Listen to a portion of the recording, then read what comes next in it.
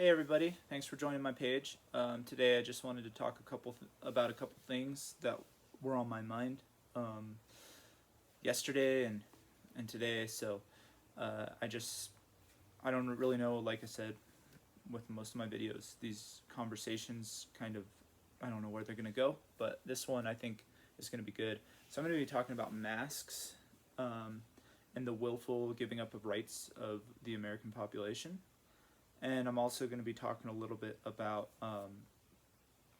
the continuing assault on freedom of speech. So those two things are pretty important. So we'll talk about masks first. Personally, with masks, right now I'm like at the point where I do not want to wear one. I don't want to wear one inside, not because it's hard to wear one, but because I think that it's a symbol of covering up people's mouths, and it's a symbol for what's actually happening with the uh, desecration of our basic freedoms as Americans. And they have no right to take away our mask, or to take away our rights to show our face. They have no rights to force a mask mandate down the throats of millions of Americans, both vaccinated and unvaccinated. There's no legal precedent for legislating wearing an article of clothing on your face or forcing people what they should wear. So basically, this next round of mask mandates that is kind of around the corner here, which may be coming with a mandatory. I don't think they're considering it at this time, but it may be coming with a mandatory vaccination mandate, right? Which I think would be awful. I think it's up to every person whether or not they want to get vaccinated. And then also, what might be around the corner is another round of lockdowns. I know they're considering it, but the data does not show that those things are necessary at all. The data didn't even show that lockdowns worked in the first place. The states that locked down the hardest, like New York, had the highest numbers of deaths. These really blue states, most of the high, at least last time I checked, most of the highest death rates, as far as deaths per million, not just deaths in the population, or deaths, it might have been deaths per 100,000, but the highest death rates were mostly in some of these blue states that locked down the hardest. So lockdowns don't work. So I think that they know that. This is kind of touchy, but it's like, don't they know that lockdowns didn't work the first time? So how can they realistically be shoving another round of lockdowns down our throat? And why is the CDC possibly suggesting these things, like a mask mandate? So the mask mandate they're basing off of other studies, some studies that haven't even been verified yet, and also the outbreak in Massachusetts, where I believe about 800 people were like over 800 people were had an outbreak of coronavirus, and out of them, over 70% were fully vaccinated and immunized. So that's a lot of that's a lot of people for being fully vaccinated, but that's a high that the place where it happened basically is where a lot of parties happen, and that's where the virus spreads a lot. And we knew all along that the vaccine wasn't going to prevent from from the virus in all cases, right? But it was going to prevent you from being at a higher risk of death. So people weren't dying. I think as of yesterday, there were no deaths from this outbreak of 800 people, and there were only 7 hospitalizations. So that's less than 1% of people actually being hospitalized for out of these 800 people being infected with COVID. So that is to cram a mask mandate down the throats of over 100 million Americans that's unconstitutional. That's tyranny, and that leads to a larger problem. Is that people love it? That people want to wear masks. People want to show that they're obedient little citizens, and they want to, say yes to whatever the party in power is saying. And I think that as Americans, we should start saying no. Uh, and so that where these mask mandates have already been instituted, I think in LA County and another one in Washington. Where in Washington, the death rates have not risen at all, corresponding to the coronavirus spike in cases. And same with LA, same with, and people are decrying Florida because they're having a large spike in cases. So, but they don't have a corresponding death rate rise, right? So, and also in the UK, the just a couple weeks ago, the death rate, or not the death rate, the case rate it reached its height and now it's falling, right? So now it looks like it reached its major spike and now it's falling. So I'm not saying that that's going to happen here in America, but it seems like it might follow that same pattern. We might have a little spike and then it might start falling again. So this is a fear tactic. This is a power grab of control for the Democratic Party, and anybody that doesn't agree with it is now labeled as a public safety threat, and people who agree with it are labeled as good citizens, and they should mock and slander and deride anybody as being a conspiracy theorist who doesn't want to muzzle themselves.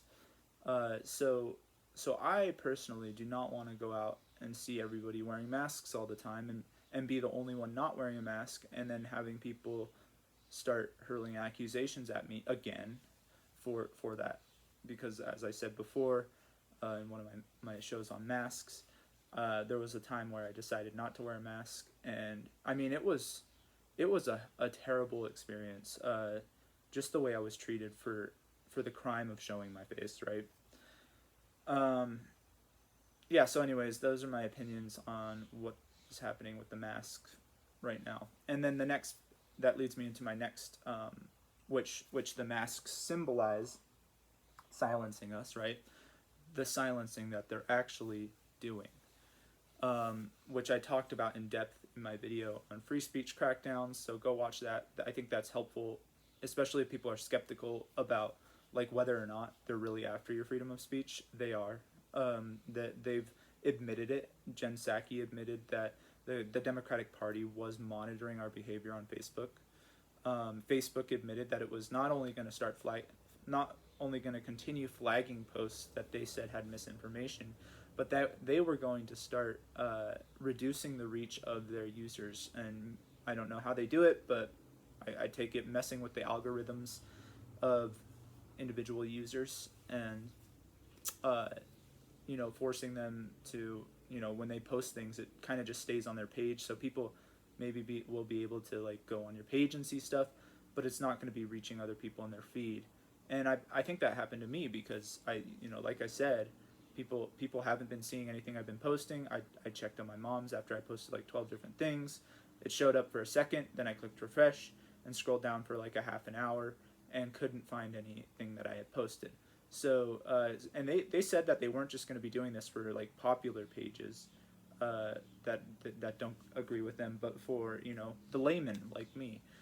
And so just people who are sharing, and that's not just misinformation, it's people who are sharing major news stories, people who are sharing breaking news. And that's labeled because a lot of it exposes what's going on.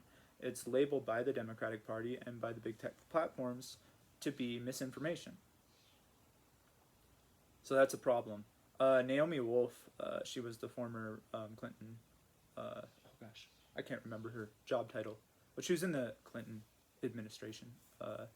And she was recently deplatformed from Twitter for sharing a COVID-related article.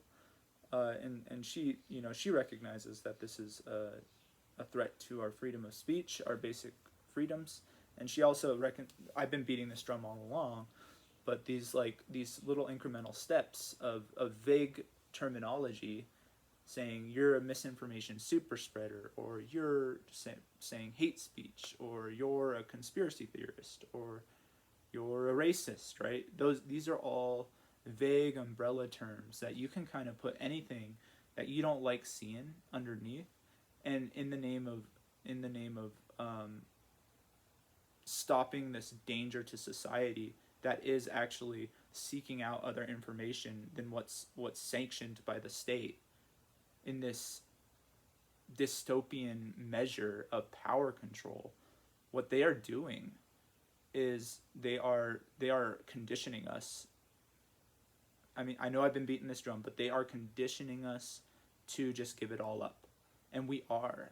We the people are willing to give up our rights now. We are happy to. We think that the government has every right to take away the right to show our face in public, and the right to express beliefs and feelings that they don't agree with. Well, let me tell you something. That is a dangerous sign, and I don't care if you're right, left, or center. Like if people on the left, my friends and family on the left, were coming under threat with their freedom of speech, that would be abhorrent to me, right? I think that everybody should have the right to say whatever they feel at any time. Now that is a major concern, and the bigger concern for me personally is seeing people not care. And what this has ended up doing is people are so intimidated that they will not speak out. They will not talk about what's going on for fear of being censored, for fear of being unpopular, for fear of losing social points. But guys, it's right here at our doorstep.